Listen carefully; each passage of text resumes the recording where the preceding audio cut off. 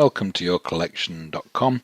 This is a demonstration of how to search for items both in your own collection and in other people's collections. So, to begin, we're on the home page. I'm logged in. That's me.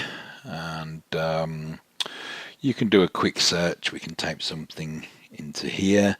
I've set up numerous tests, and you'll see quite a few people listed with the username tester, tester 1, tester 2, tester 10, etc. So we'll do a simple search, and I've included quite a lot of Beatles items because that's what I have in my collection.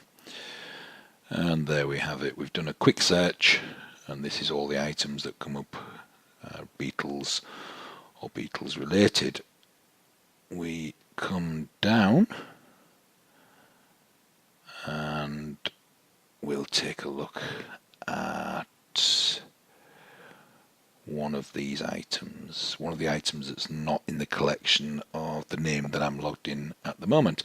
So here's one example. We can take a look at this one. We click on it and we're taken to that particular item. It's by this person, tester, and we get to see the images. We can click on the images to enlarge, we can look at other images, etc. We get to read about the condition, the present value, we get to read about the item. And as is explained in other videos, we can add to our watch list, our want list. What we can do, if we want to look at other items by tester, is to click on tester. And we get to look at his profile. This guy's been collecting for 28 years, tells us what he really likes about it, what he's looking for, and whether he's accepting general correspondence, whether you can just send him an email and have a chat with him, or he really doesn't want that, he just wants you to talk with him when he's selling something. And what we can do is view this guy's entire collection.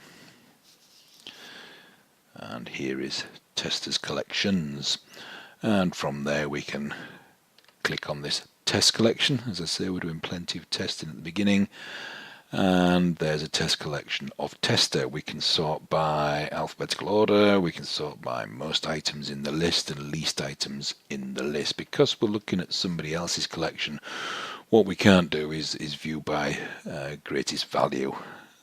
It stops people who may just be interested in looking at the most valuable items rather than generally being interested in the items themselves.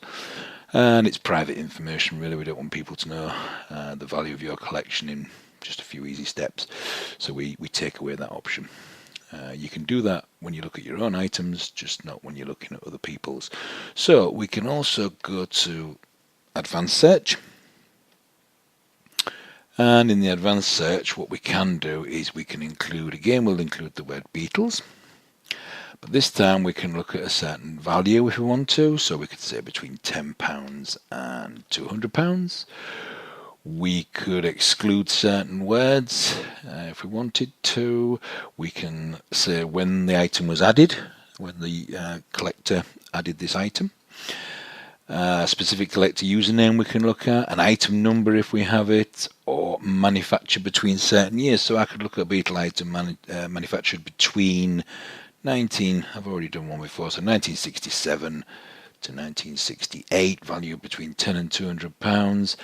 And we can also do condition. You can choose as many of these as you like, really. We can look at new condition, we can look at mint as new. So new means it literally is brand new.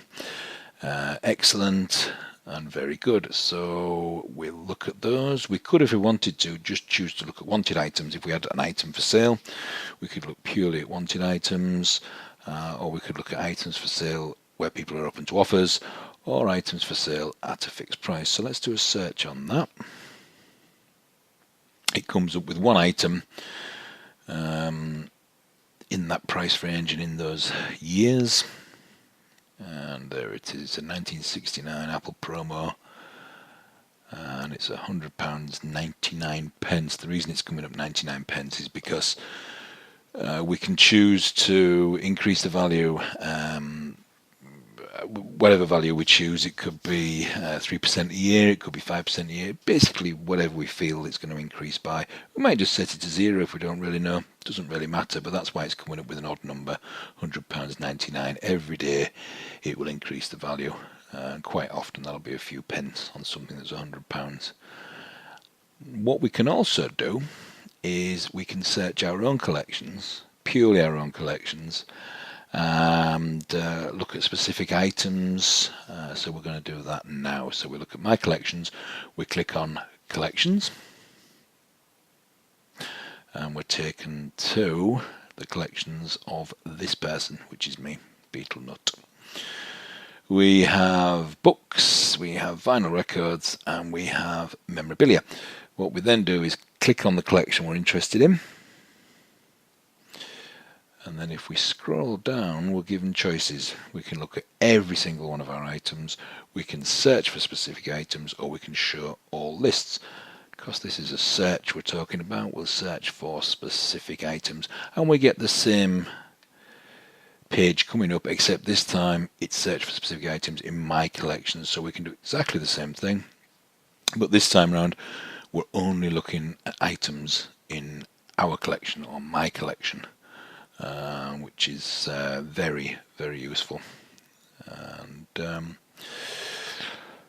that is it. That is how to search collections. If we look at wanted items, for example, press search, we see that I've not created any wanted items. If we look at items for sale, we can look at my items for sale, and I've just got one for sale. There we go. Licorice Beatles edible record. And the good thing about this, over and above what you can do with other people's collections, is we can now look at this particular list, which is all my memorabilia, and we can list it in ascending order of value, in descending order of value, in ascending order of cost, in descending order of cost, newest item first, oldest item first, and by condition new to damaged. So if I click on that one as an example, there we go. It's relisted or resorted, and at the top is the items that are in the best condition, going all the way down to the ones that are in the worst condition. If they're all in the same condition, they won't be sorted. No reason to. They're all in the same condition. And there we have it. That's how to search your own collection and other people's collection. Thank you very much.